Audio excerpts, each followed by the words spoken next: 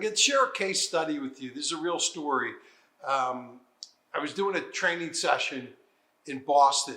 It was a 2-day session. It was 9 o'clock. One of the young bloods was in the front row. And he said, Chuck, I wasn't buying into the 3 buying truths until just now. And since you weren't in the class, let me give you the 3, or at least 2 of the buying truths.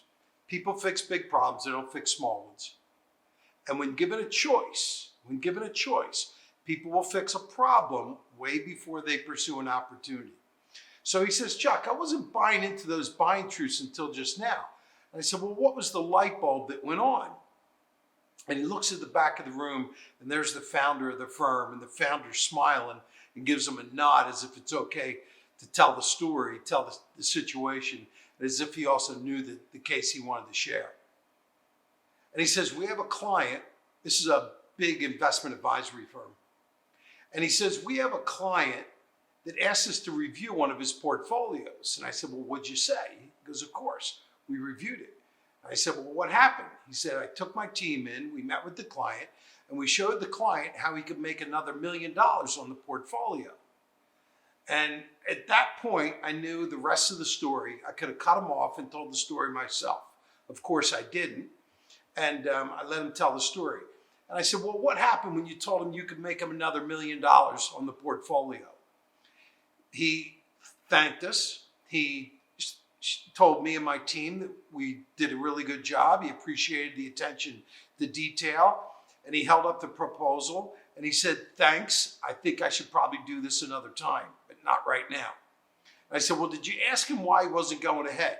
And he said, yeah. He owns a bunch of hardware stores all over the country. And he said he was pissed off. He was pissed off that he had to fly employees across state lines using his private jet and fly employees across state lines because the people running his stores couldn't keep good talent in the stores. And I said, well, there you go. He goes, what do you mean, there you go?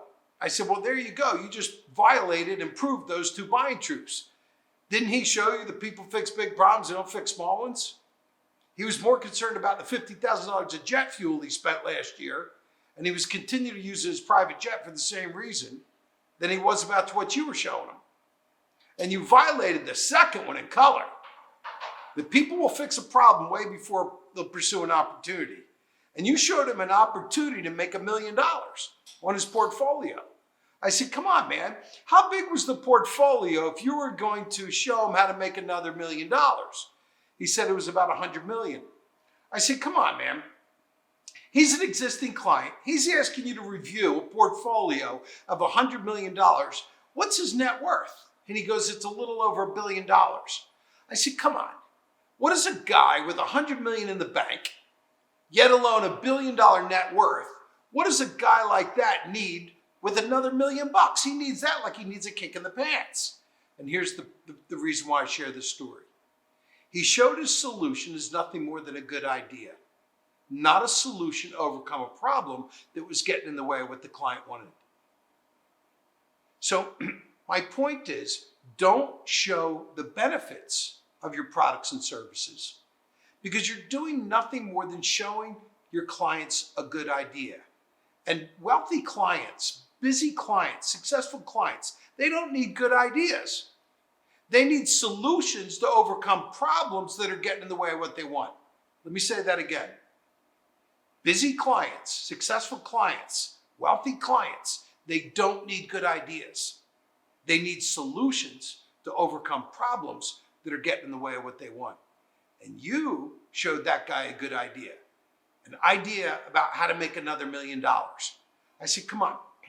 If every time someone walked into his office and said, I'll show you how to make $1 million, and he stopped what he was doing, he wouldn't have 100 million in the bank, yet alone $1 billion. So good ideas don't work. Present your advice in terms of solutions that are overcoming problems that are getting in the way of what they want. So in order to put this advice in action, you need to do 2 things that you're probably not doing now. Get crystal clear on what the client's looking to achieve. Because we're going to map your solution, your advice, to what they're looking to achieve. The second thing you need to get clear on and get in an agreement with your buyer is what's getting in the way of what they're looking to achieve, because that's the problem that your solution aims to solve. So he goes, I go, what do you mean? He goes, what would you have said? I said, I would have taken the same exact proposal and walked in. But at that point, and I would have brought my team just like you, but at that point, everything changed.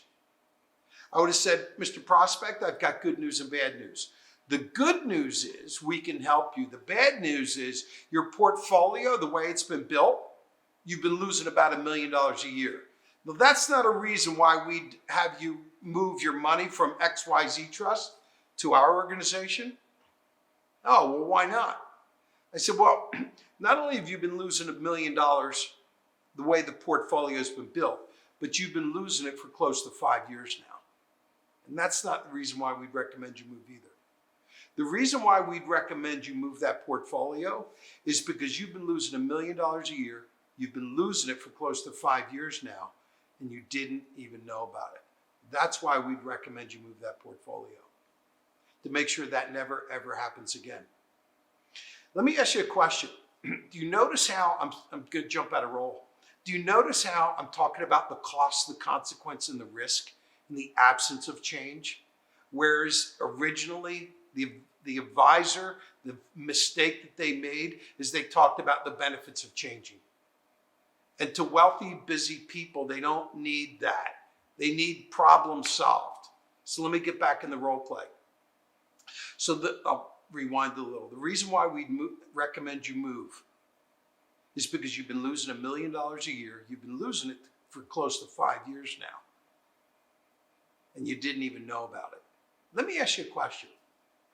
If your CFO, Tommy, walked in right now, and he told you that you were losing $1 million a year from some of the hardware stores you have on the East Coast, how fast would you fix it? And the advisor starts to smile. I said, come on, man. You know the guy. He's your client. How fast would he fix it? And he's smiling even more. I said, stop smiling. Tell us how fast your client would fix it if you said your hardware stores were losing $1 million a year and you've been losing that much for about 5 years now. And he goes, he'd fix it right away. So when you put things in context, here's the lesson I'll wrap it up with. When you put your advice in context of the cost, the consequence, and the risk in the absence of change, it's a much powerful motivator. You're creating urgency with that mindset. When you communicate the benefits and the advantages of your advice, the benefits and the advantages of the opportunity, you're slowing things down. The greater motivator is the cost, consequence, and the risk. In other words, the impact in the absence of change. People fix big problems. They don't fix small ones. And when given a choice, they'll fix a problem way before they'll pursue an opportunity. Keep those pro tips in mind when you get to your presentation meeting, and you'll close more deals and make sure you don't have client procrastination.